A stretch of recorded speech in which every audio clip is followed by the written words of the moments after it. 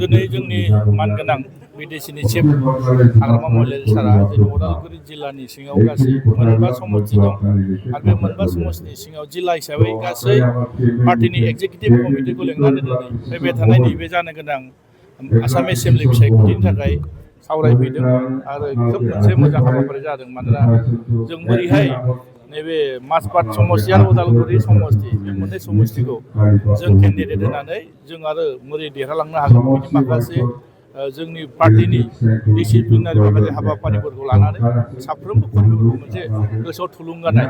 आरो माबायदि मावलांनांगौ बिनि सायाव जाहाथे बिथाङा जोंनो बोसोन होफैदों। दिनैल' नङा, गोबां इउपिपिएलनि दैदेनगिरि आरो माखासे गुबुन गुबुन राजनिति दलनि दैदेनगिरिफ्राबो जिथु मोनसे बिपिएफनि सायाव फोथायनाय फैदों आरो जिबायदि जोंनि हाग्रामा महिलारि सारनि थांखि आरो नोजोर खोब मोजां, ओंखायनो दिनै मानसिफोर बिसासाव दिनै फैनानै